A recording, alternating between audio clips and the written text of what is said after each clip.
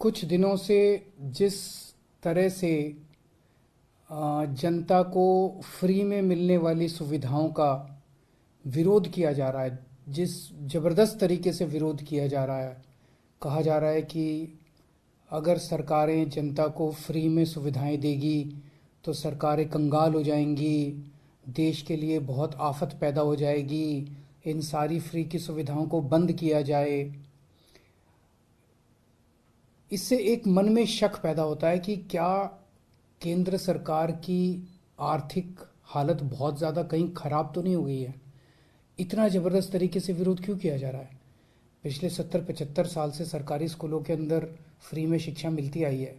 पिछले 70-75 साल से सरकारी अस्पतालों में गरीबों को फ्री दवाइयाँ मिलती हैं, फ्री राशन हर महीने भेजा जाता है।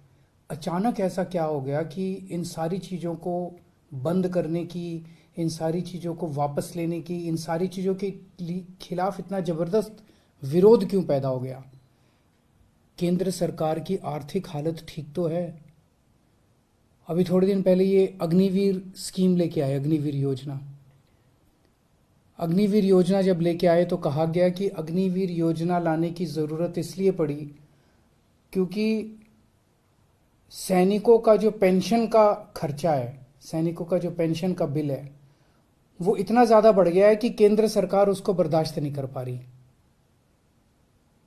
आज़ादी के बाद से आज तक पहली बार ऐसा हुआ है कि कोई केंद्र सरकार ये कह रही है कि हमारे से सैनिकों की पेंशन का बिल बर्दाश्त नहीं कर किया जा रहा। आज तक कभी किसी सरकार ने ये नहीं कहा कि देश की सुरक्षा के लिए पैसे की कमी पड़ गई है। आज तक किसी सरकार ने ये नहीं कहा कि सैनिकों की पेंशन का पैसा हम नहीं दे पा रहे हैं। सैनिकों को पेंशन दे के हम एहसान नहीं करते। सैनिक हमारे ऊपर एहसान करते हैं जब वो बॉर्डर के ऊपर अपनी जान दांव पे लगाते हैं। ऐसा क्या हो गया केंद्र सरकार को कि केंद्र सरकार के ऊपर केंद्र सरकार अब सैनिकों के पेंशन की बिल भी, पेंशन, सैनिकों का पेंशन भी देने की हालत में नहीं बची है और उन्होंने उस पेंशन के बिल को ख़त्म करने के लिए अग्निवीर योजना लेके आए हैं। केंद्र सरकार केंद्रीय कर्मचारियों के लिए एक वेतन आयोग बनाती है। 8वां वेतन आयोग अभी बनने वाला था।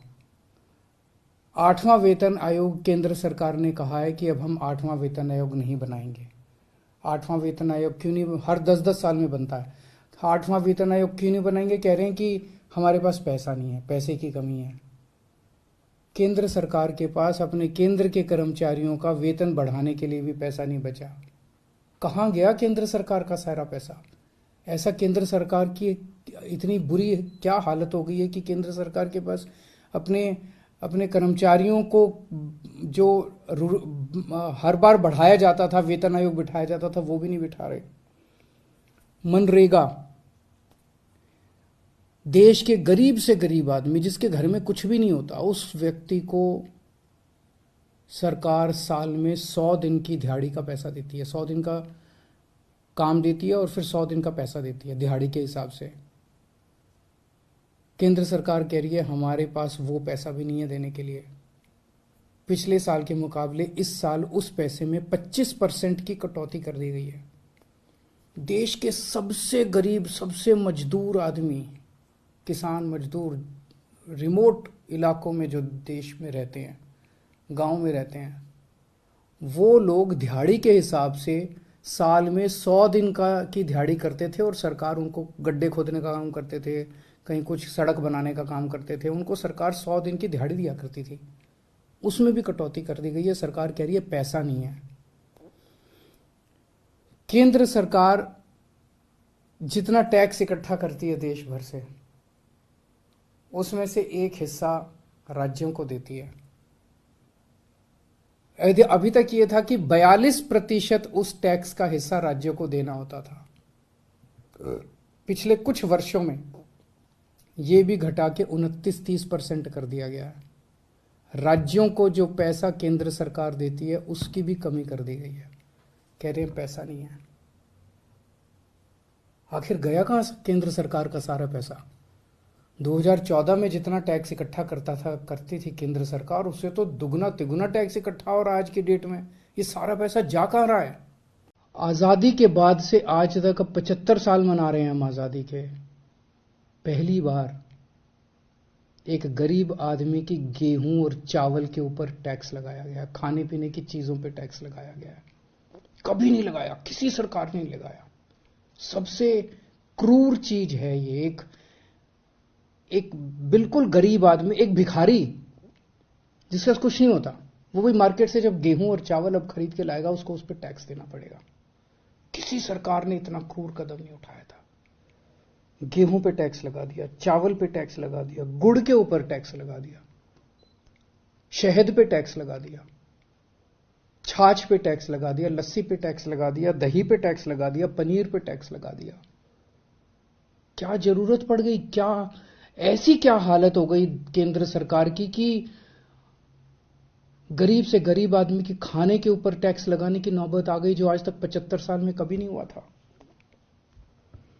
और केंद्र सरकार ने पेट्रोल और डीजल के ऊपर इतना टैक्स लगा रखा है, हर रोज बताते हैं 1000 करोड़ रुपए का, 1000 करोड़ रुपए की पेट्रोल और डीजल से टैक्स पे आमदनी होती है। साल में लगभग 3.5 लाख करोड़ रुपए की आमदनी होती है केंद्र सरकार की पेट्रोल और डीजल पे जो टैक्स लगा रखा है।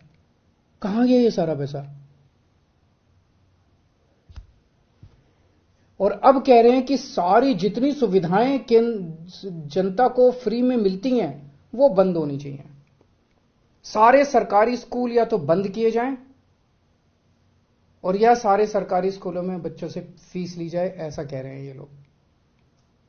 आप सोच के देखो, अगर सरकारी स्कूलों में फीस लगने लग गई, देश के कोने कोने के अंदर सरकारी स्कूल, वैसे ही सरकारी स्कूलों के अंदर पढ़ाई खराब है, और अगर सरकारी स्कूलों में फीस लगने लग गई तो बच्चे को तो कोई नहीं पढ़ा पाएगा।